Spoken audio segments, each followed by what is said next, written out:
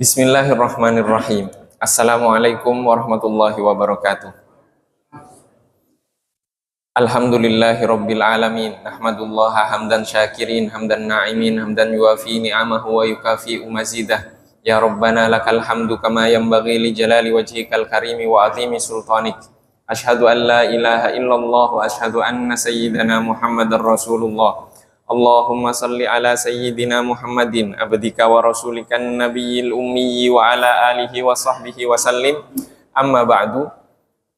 Sebelum kita melanjutkan kajian kita tentang untayan-untayan hikmah yang digubah dan ditulis oleh Al-Imam Ibnu Athaillah As-Sakandari, mari kita sama-sama membaca Al-Fatihah. Kita khususkan untuk Al-Imam Ibnu Athaillah As-Sakandari dan seluruh para guru beliau, dan juga untuk seluruh para guru kita, orang tua kita, dan kita semuanya. Semoga Allah Subhanahu wa ta'ala menganugerahkan kepada kita ilmu yang bermanfaat, membukakan pintu ma'rifatnya bagi kita, dan juga menganugerahkan kemampuan kepada kita untuk mengamalkan ilmu yang telah kita pelajari. Ala hadhihi niyya wa bi kulli niyatin salihah wa ila hadratin nabiyil mustafa sallallahu alaihi wa alihi wasallam. Al-Fatihah. A'udzu billahi minasyaitonir rajim. Bismillahirrahmanirrahim. Alhamdulillahi rabbil alamin, arrahmanir rahim, maliki yaumiddin. Iyyaka na'budu wa iyyaka nasta'in, ihdinas siratal mustaqim, siratal ladzina an'amta 'alaihim ghairil maghdubi 'alaihim waladdallin. Amin. Jamaah yang dirahmati oleh Allah Subhanahu wa taala, pada kajian yang lalu kita telah mengkaji hikmah yang keempat, yaitu arih nafsaka minat tadbir, istirahatkan dirimu dari pengaturan. Fama qama bihi ghairuka angka la takum bihi li nafsika. Sesuatu yang telah diatur oleh selainmu untukmu, janganlah engkau mengaturnya untuk dirimu sendiri. Di mana pada kajian yang lalu kita sudah menjelaskan bahwa tadbir, pengaturan itu adalah kerja akal dan logika kita. Kerja akal dan logika. Jadi segala sesuatu yang sudah diatur oleh Allah Subhanahu wa ta'ala, jangan pula kita yang berusaha untuk mengaturnya. Kemudian pada hikmah yang kelima yang akan kita kaji pada kesempatan kali ini, Al-Imam Ibnu Athaillah As-Sakandari menyebutkan, ijtihaduka fima dhumina laka, kesungguhanmu dalam mengupayakan sesuatu yang telah dijamin untukmu, wa taqsiruka fima tuliba minka, dan kelalaianmu dalam melakukan sesuatu yang telah diminta darimu, dalilun ala intimasil basirati minka, adalah bukti akan butanya mata hatimu. Jamaah yang dirahmati oleh Allah Subhanahu wa ta'ala, jika ada orang yang bertanya tentang firman Allah Subhanahu wa ta'ala, kulna ya naru kuni bardan wa salaman ala Ibrahim. Kami mengatakan, Allah Subhanahu wa ta'ala berfirman kepada api, wahai api, jadilah kamu dingin dan keselamatan bagi Ibrahim. Ketika ada yang bertanya, jika segala sesuatu yang di dunia ini tidak memiliki kekuatannya sendiri untuk menghasilkan sesuatu, kenapa Allah Subhanahu wa ta'ala harus memerintahkan kepada api untuk menjadi dingin dan menyelamatkan? Berarti itu menunjukkan bahwa api memiliki kekuatan, yaitu kekuatan merusak dan membakar. Jika ada yang mengatakan demikian, jawabannya adalah Allah Subhanahu wa ta'ala menciptakan api, awal mulanya itu tidak diperintah apapun. Artinya api ini tidak memiliki kekuatan apapun.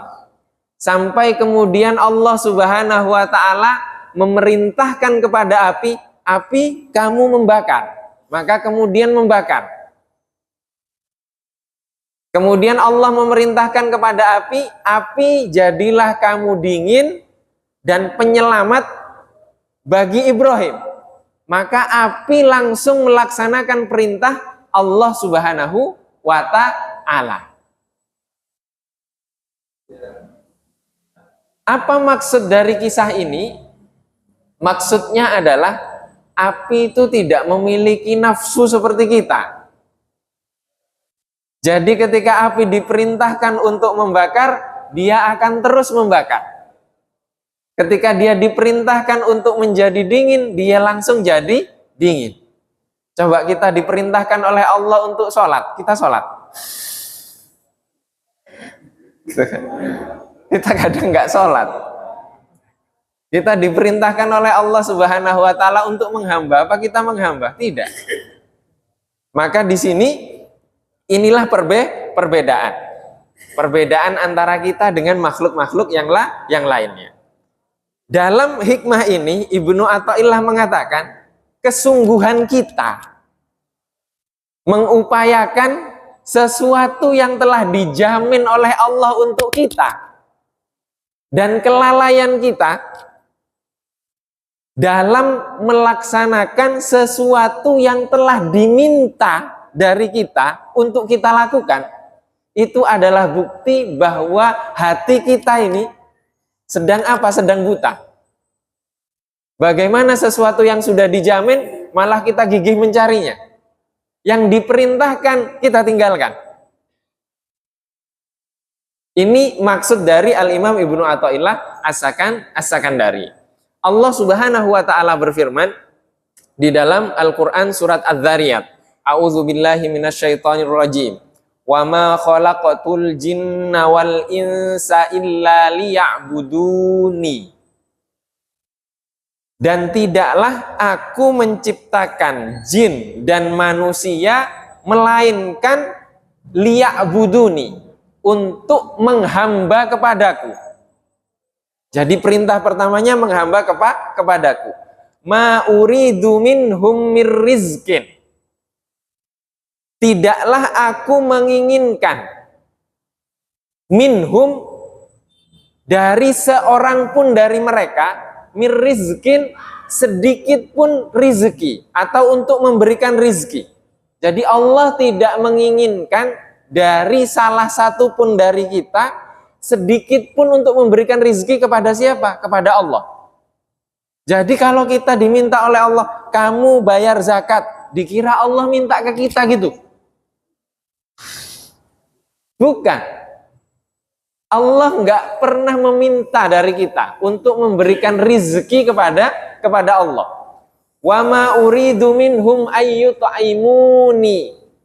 Dan aku tidak menginginkan dari mereka ayyut'imuni, untuk memberiku makan. Bagaimana kita memberi Allah makan?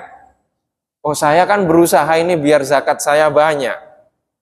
Dikira zakat itu ngasih makan Allah gitu. Oh, ini saya mengeluarkan begini. Bukan seperti itu. Innallaha huwar razzaqu dzul quwwatil matin. Sesungguhnya Allah adalah zat yang maha pemberi rizki, yang memiliki kekuatan yang amat sangat kukuh, paten. Jadi tugas manusia adalah menghamba kepada Allah Subhanahu wa ta'ala. Dan Allah Subhanahu wa ta'ala berfirman di dalam surat Thaha, A'udzubillahi minasyaitonirrajim, wa'mur ahlaka bis-salati wastabir 'alaiha. Perintahkanlah keluargamu bis-shalah, untuk melaksanakan salat, wastabir 'alaiha, dan bersabarlah untuk melaksanakan salat itu. La nas'aluka rizqa, kami tidak meminta darimu rizki. Nahnu narzukuka, kamilah yang memberikan rizki kepadamu. Wal aqibatu littaqwa, sedangkan balasan yang baik itu untuk ketakwaan. Jadi di sini di yang kedua, Allah memerintahkan kepada kita untuk apa? Untuk memerintahkan kepada keluarga kita melaksanakan sholat dan bersabar atas itu. Dan Allah memastikan bahwa Allah tidak meminta rizki dari kita. Sedangkan balasan itu untuk siapa? Untuk ketakwaan. Jamaah yang dirahmati oleh Allah Subhanahu wa Ta'ala, dari dua ayat ini kita dapat menyimpulkan bahwa tugas manusia adalah menghamba. Penghambaan kepada Allah itu hanya dari dua sisi. Sisi yang pertama yaitu al-waqi' al-ittirari. Al-waqi' al-ittirari artinya kita harus menjadi hamba Allah Subhanahu wa Ta'ala ketika menghadapi kejadian-kejadian yang kita dipaksa untuk menerimanya dan tidak ada campur tangan kita di sana. Tidak ada pilihan bagi kita. Contohnya apa? Contohnya seperti musibah wabah corona kemarin. Siapa yang bisa, oh ini harus kita tangkal begini? Tidak bisa. Kalau sudah datang, bukan apa-apa, itu dari Allah, sebabnya apa, yang jelas itu sudah wabah. Harus kita hadapi. Sakit dari Allah, harus kita hadapi. Gempa bumi dari Allah, banjir dari Allah, hujan dari Allah. Kemudian apapun yang bentuknya musibah itu dari Allah. Dan kita diminta untuk menjadi hamba Allah dalam kejadian-kejadian yang kita tidak ikut andil di sana. Kemudian sisi yang kedua adalah al-waqi' al-ikhtiyari. Kejadian-kejadian yang di sana ada ikhtiar kita. Kita diberikan pilihan. Nah, kita di dalam kejadian ini menghadapi kejadian yang kita diberikan kesempatan untuk berikhtiar di sana, kita juga harus menjadi hamba Allah. Hamba Allah bagaimana? Bahwa ikhtiar kita itu tidak berpengaruh sedikit pun kepada apa yang akan terjadi. Itu menjadi hamba. Tapi kita merasa ikhtiar kita lah yang berpengaruh. Padahal api itu tidak berpengaruh kalau Allah memerintahkan dingin. Allah memerintahkan bakar. Tapi kalau manusia tidak, usaha harus berhasil. Kalau gagal, Allah yang salah. Ini artinya kita belum menghamba ketika menghadapi kejadian-kejadian yang di sana Allah memerintahkan kepada kita untuk berikhtiar.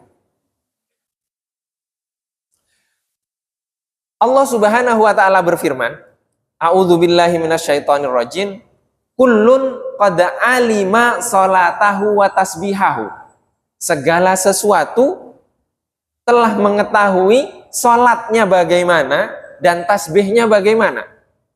Artinya para ulama mengatakan, apa itu dunia? Dunia itu masih wallah.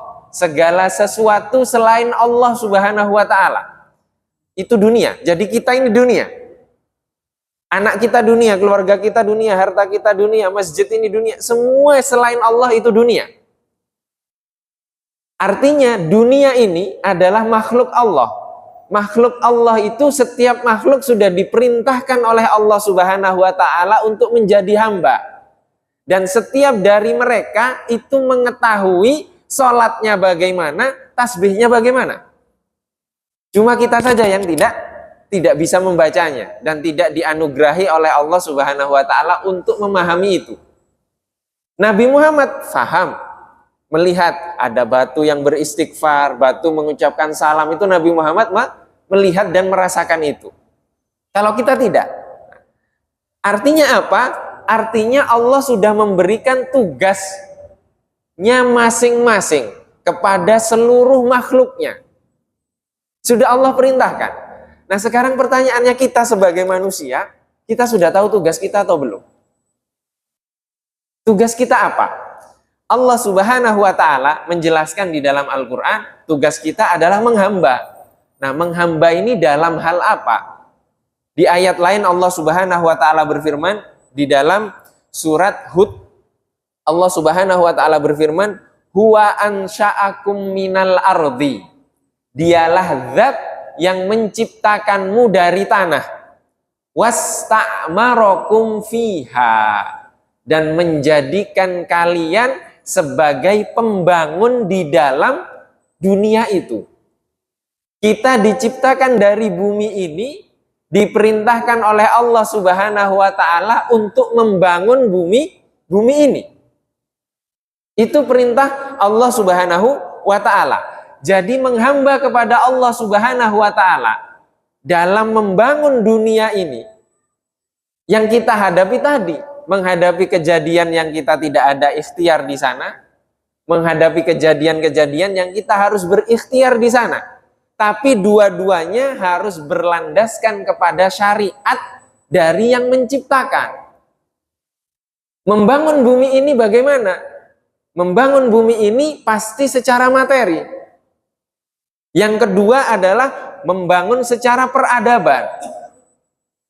Membangun dunia secara materi dan peradaban itu harus dituntun oleh pencipta dunia ini, yaitu Allah Subhanahu wa taala.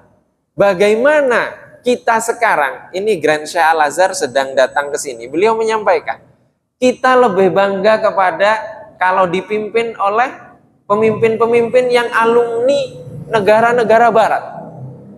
Mereka lulusan-lulusan barat, baru kita bangga. Kita tidak bangga ketika kita dipimpin oleh hasil negeri sendiri, hasil didikan agama kita sendiri. Kita tidak bangga. Oh, kolot. Coba kalau ada yang penghafal Al-Quran, pasti kamu mau kerja apa? Nunggu orang mati baca Yasin kerjaanmu.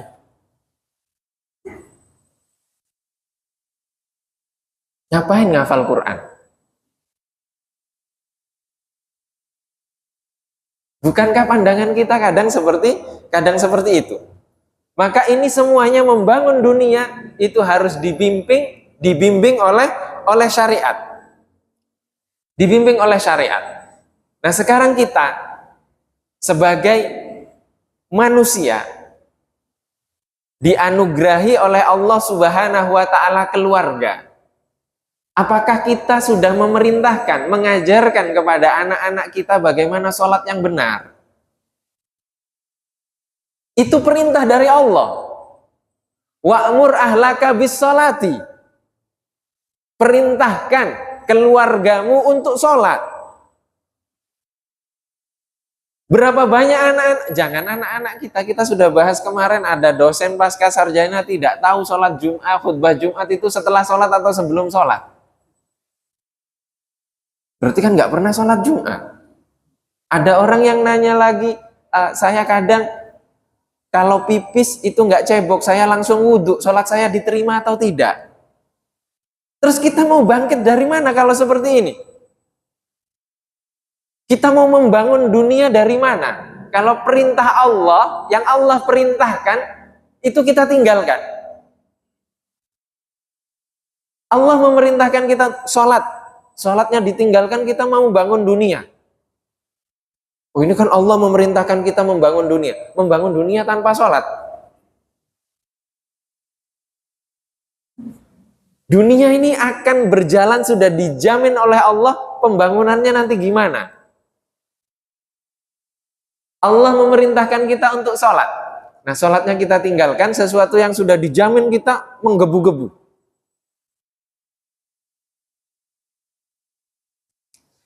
Disinilah letak teguran dari Al-Imam Ibnu Athaillah As-Sakandari. Ketika seorang hamba meninggalkan sesuatu yang diperintahkan, kemudian mencari sesuatu yang sudah dijamin, itu mata hatinya tertutup. Mata hatinya buta. Dia tidak tahu tugasnya. Dia tidak tahu tugasnya. Tugas di dunia ini. Ada juga kita yang melihat apakah kemudian ini ada sebuah hadis yang diriwayatkan oleh Sayyidina Ka'ab bin Ujrah radhiyallahu taala anhu. Beliau mengatakan anna Rasulullah sallallahu alaihi wa alihi wasallam kharaja wa ma'ahu jam'un min ashabihi. Suatu hari Rasulullah Shallallahu Alaihi Wasallam keluar dan membersamai Rasulullah Shallallahu Alaihi Wasallam beberapa sahabat. Kemudian mereka melihat seorang laki-laki keluar pagi-pagi untuk bekerja dan gigih kerjanya. Salah seorang dari yang jalan bersama Rasulullah tadi itu komentar, "Wahai hadza, gimana sih orang ini? Laukana fi sabilillah." Coba dia gigih seperti ini, keluar pagi-pagi jihad di jalan Allah. Mendengar perkataan itu, Rasulullah Shallallahu Alaihi Wasallam bersabda, "Laukana kharaja yas'a liwaladin lahu sigharan fahuwa fi sabilillah." Jika dia keluar pagi-pagi dari rumahnya berusaha untuk memenuhi kebutuhan anaknya yang kecil, maka dia di jalan Allah. Jadi bapak-bapak Gojek, terus bapak-bapak yang jualan, yang keliling, masak pagi-pagi, kemudian pagi waktu anak-anak sekolah mereka sudah berangkat, sudah gelar dagangannya. Jika di pundak mereka itu ada anak kecil yang harus dibiayai, maka dia keluar berdagang, jualan, masak, keliling, itu jihad di jalan Allah. Siapa yang menyampaikan? Rasulullah. Dilanjutkan oleh Rasulullah, "Laukana kharaja yas'a alal walidaini syaikhaini fahuwa fisabilillah." Jika dia keluar berusaha untuk memenuhi kebutuhan dua orang tuanya yang telah sepuh, telah tua, maka dia di jalan Allah. Jadi kita yang menanggung di pundak kita orang tua yang sudah sepuh di bawah tanggungan kita, kita berusaha untuk memenuhi kebutuhannya, itu jihad di jalan Allah. Siapa yang menyampaikan? Rasulullah.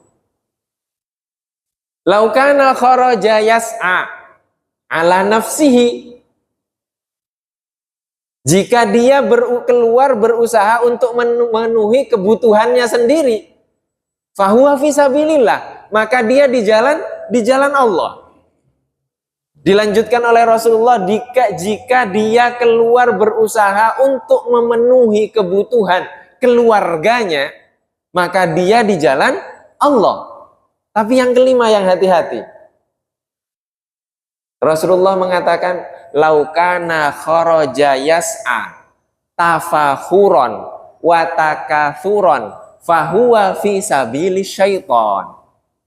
Jika dia keluar berusaha untuk apa? Tafakhuron, membangga-banggakan diri. Oh, ini loh, saya sudah punya uang 300 triliun. Saya sudah punya ini, punya ini, punya ini, punya ini. Ingin menunjukkan, membangga-banggakan dengan kekayaannya. Autakathuron, atau memperbanyak harta. Fahuwa fisabilis syaiton. Maka dia di jalan syaitan. Di sini beda. Ketika ada orang, kemudian dia berusaha, dia sadar bahwa dia memiliki 500 karyawan. 500 karyawan ini harus digaji setiap bulan. Dia di jalan Allah atau di jalan setan? Di jalan Allah. Karena untuk memenuhi kebutuhan karyawannya yang ada di pundak dia. Beda dengan yang memperbanyak dan membangga-banggakan. Jadi Islam ini mengajarkan kepada kita untuk apa? Untuk membangun. Tapi membangunnya bukan untuk dunia, tapi untuk apa? Untuk akhirat. Ini perbedaan kita, peradaban kita, agama kita dengan peradaban yang lain. Kita dituntut untuk mendapatkan dunia, tapi dunia ini untuk akhirat. Bukan untuk di dunia, tapi untuk di akhirat. Contoh yang paling sempurna siapa? Jelas Rasulullah. Rasulullah contoh yang sempurna. Rasulullah Shallallahu Alaihi Wasallam itu berat menjadi Rasulullah. Kenapa berat? Siapa yang bisa menerima wahyu Allah? Wahyu Allah itu berat sekali. Tugasnya Rasulullah itu diciptakan oleh Allah untuk dapat menerima wahyu yang berat tadi, disampaikan dalam kehidupan nyata, dipraktekkan dalam kehidupan nyata, diterima ringan oleh para sahabat. Coba menjelaskan puasa saja Rasulullah nanya ke sang istri, Aisyah ada makanan? Nggak ada Rasulullah. Berarti saya hari ini puasa. Kan enak jelaskan sunnah. Kalau kita nafsunya sudah bergejolak gitu kan, kok nggak ada? Kenapa nggak ada? Masa harus pesan di GoFood terus? Bukannya puasa kita langsung pesan makanan. Ini kita. Jadi Rasulullah itu menyampaikan perintah Allah yang berat, disampaikan dalam kehidupan enak, diterima oleh para sahabat. Nah, sahabat yang faham ini siapa? Baca sejarahnya Sayyidina Abu Bakar, baca sejarahnya Sayyidina Umar, Sayyidina Ali, Sayyidina Utsman, dan seluruh para sahabat yang lainnya. Bagaimana dididik oleh Rasulullah Shallallahu Alaihi Wasallam untuk mendapatkan dunia, untuk berikhtiar, untuk ridho kepada ketetapan Allah Subhanahu Wa Taala. Akhirnya mereka mendapatkan dunia atau tidak? Mendapatkan dunia. Turki Utsmani itu menguasai berapa dari dunia ini? Karena apa? Karena Islam. Sayyidina Umar, di masa kekhalifahan Sayyidina Umar itu sampai ke Syria kekuasaan Islam. Coba kita lihat, Sayyidina Umar sebagai khalifah ketika itu sampai ke negeri Syam, ke Syria. Syria ketika itu dikuasai siapa? Romawi. Romawi bagaimana peradabannya? Wah, mereka dulu negara adidaya. Datang ke pusat peradaban Sayyidina Umar. Dan Syam takluk kepada umat Islam. Ini terjadi, dicari di Google banyak. Cerita antara Sayyidina Umar dan Abu Ubaidah. Datang Sayyidina Umar menggunakan pakaian yang itu sudah tambal-tambalan. Khalifah.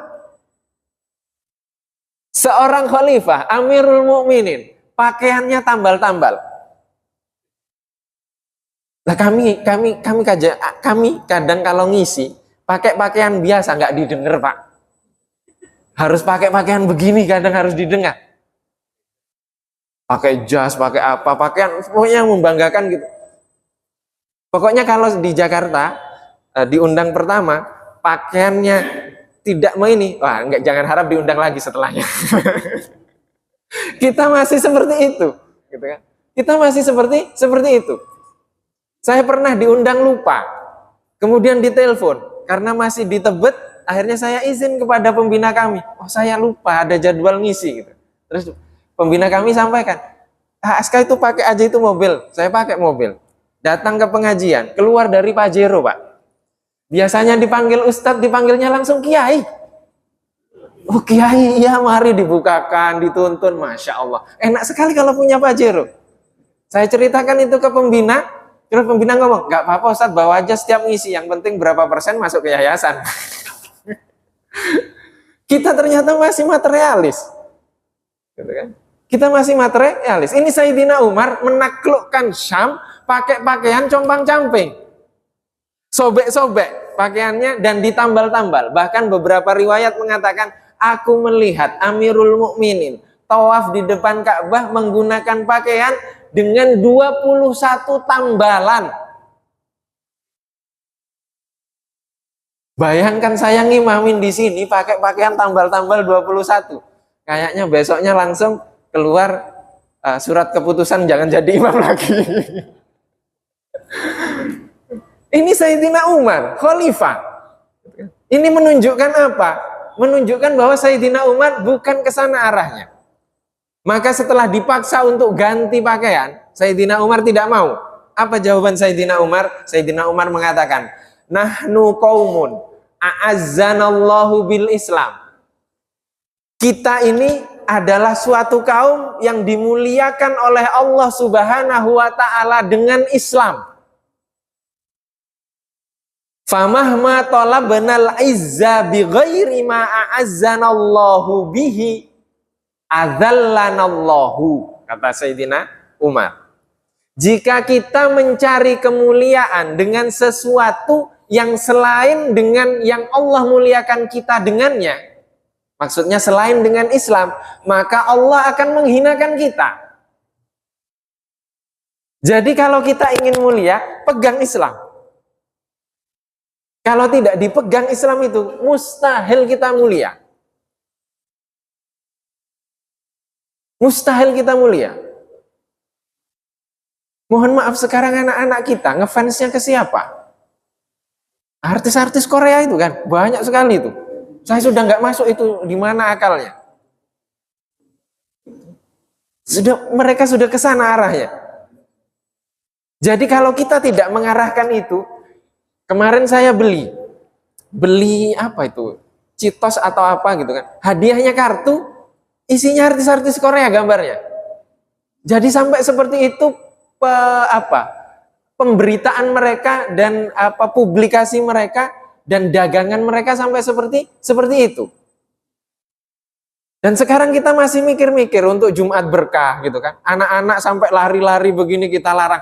Biarkan saja anak-anak itu. Yang penting mereka sholat di sini, tahu bahwa khutbah Jumat itu sebelum sholat itu sudah cukup, daripada mereka nanti nggak pernah sholat di sini, antrinya antri untuk dapat kartu-kartu apalah itu yang merchandise mirip orang-orang yang tidak jelas itu, harganya ratusan ribu, jutaan mereka beli. Terus setelah tua mereka nanya, itu khutbah Jumat itu setelah sholat atau sebelum sholat? Mending mereka ribut di masjid, sholat pun masbuk, antri, Jumat berkah, bayar 3.000, ngambil 2. Itu tidak apa-apa. Kenapa? Karena mereka kenal bahwa ini rumah mereka, yaitu masjid. Ajak mereka untuk apa? Untuk mengenal siapa? Mengenal Nabi. Mereka bagaimana tahu ceritanya Sayyidina Umar ini? Nunggu seperti kita, setelah pensiun ini baru tahu cerita Sayyidina Umar? Tidak, kita harus packagingnya. Bagaimana kita membungkus agama ini agar menarik? Membungkus agar menarik. Ini Sayyidina Umar. Bagaimana Sayyidina Umar itu menafikan dunia itu. Menafikan dunia. Kita tarik sekarang ke masa-masa setelah Rasulullah SAW.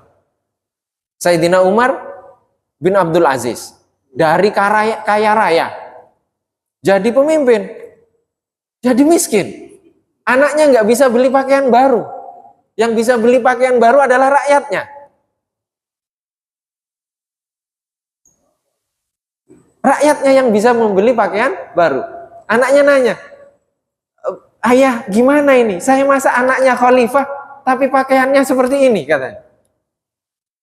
Tapi apakah setelah Umar bin Abdul Aziz wafat, anak-anaknya ini miskin? Oh enggak, justru tambah kaya. Dari miskin tambah kaya, menjadi pejuang, berjuang untuk agama ini. Bahkan ada yang menceritakan bahwa nanti anak-anaknya itu ada yang mensedekahkan 1.000 kuda perang. 1.000 kuda perang. Untuk apa? Untuk Islam. Untuk umat Islam. Maka sekarang tugas kita lah. Untuk apa? Untuk berbondong-bondong sama-sama kita asuh anak-anak kita ini, berikan beasiswa, berikan tunjangan, berikan ini, tapi diarahkan. Mengarahkannya bagaimana? Khidmah, berjuang di mana? Di masjid ini.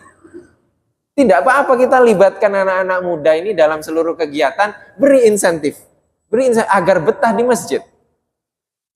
Agar betah di masjid. Mending kita gunakan untuk itu. Kita gunakan untuk itu. Agar apa? Mereka mengenal sejarah-sejarah seperti ini. Dari mana kita akan bangkit kalau bukan dari masjid? Dari pendidikan. Maka ketika kita sudah dilupakan oleh Allah Subhanahu wa Ta'ala, kita sudah lupa dengan tanggung jawab ini. Kita mencari sesuatu yang kita tidak diminta untuk berjuang di sana.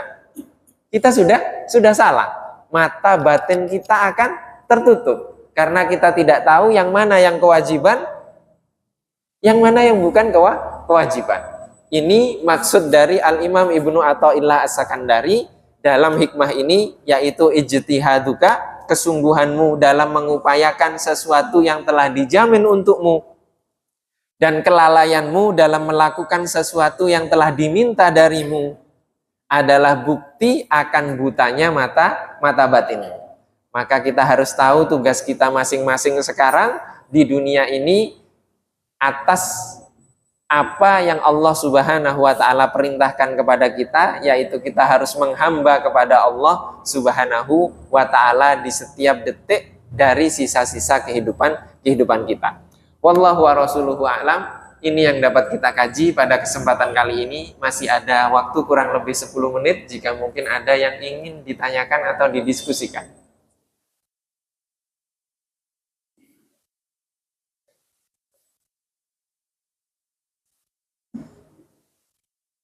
Tidak ada?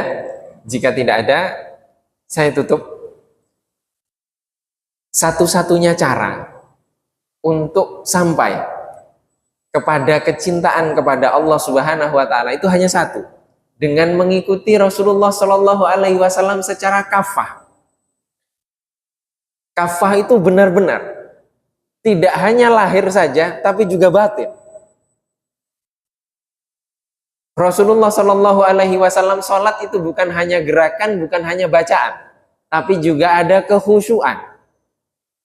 Rasulullah berjuang menghadapi ketetapan Allah Subhanahu wa taala dan melaksanakan ketetapan-ketetapan Allah Subhanahu wa taala itu berdasarkan cinta kepada Allah Subhanahu wa taala. Jadi, dengan mengikuti Rasulullah seutuhnya dan penuh keikhlasan, itu yang akan mengantarkan kita kepada kecintaan Allah kepada kita. Hanya itu caranya. Kita sekarang dibentur-benturkan dengan sesuatu yang zahir. Sesuatu yang zahir, yang dibentur-benturkan. Kita bertengkar tentang dalil. Kita bertengkar tentang sesuatu yang seharusnya tidak perlu dipertengkarkan. Kalau zahirnya tengkar, masa hatinya nggak tengkar? Wong zahirnya nggak tengkar aja, di dalam hati kadang masih banyak kedengkian. Di dalam hati masih banyak kedengkian. Nah, Rasulullah itu zahir dan batinnya sama. Zahir dan batinnya sama. Maka tugas kita adalah membersihkan batin dan juga menyesuaikan yang zahir dengan tuntunan Rasulullah Shallallahu alaihi wasallam. Karena zahir dan batin itu harus sama. Tidak bisa orang mengatakan, "Oh, saya sudah sampai kepada Allah Subhanahu wa taala tapi nggak sholat." Itu tidak bisa. Kenapa tidak bisa? Karena Rasulullah tidak seperti itu. Karena Rasulullah tidak seperti itu. Maka tugas kita adalah menyamakan antara yang zahir dan yang batin. Bagaimana membangun dunia ini sesuai dengan tuntunan syariat. Sesuai dengan tuntunan syariat. Bukan merusak. Kita kan sekarang bahasanya membangun dunia tapi merusak dunia. Kenapa tidak mengikuti tuntunan? Yaitu tuntunan Rasulullah Shallallahu alaihi wasallam. Wallahu wa rasuluhu a'lam. Semoga Allah Subhanahu wa taala menjadikan zahir dan batin kita bersih dan jauh dari segala penyakit, dan Allah Subhanahu wa taala semakin mendekatkan kita kepada Rasulullah Shallallahu alaihi wasallam, dan semoga Allah Subhanahu wa taala mempertemukan kita dengan Rasulullah Shallallahu alaihi wasallam di dunia sebelum di akhirat. Allahumma amin. Mohon maaf apabila ada kekurangan. Wabillahi taufiq wal hidayah wa ridha wal inayah. Wassalamualaikum warahmatullahi wabarakatuh.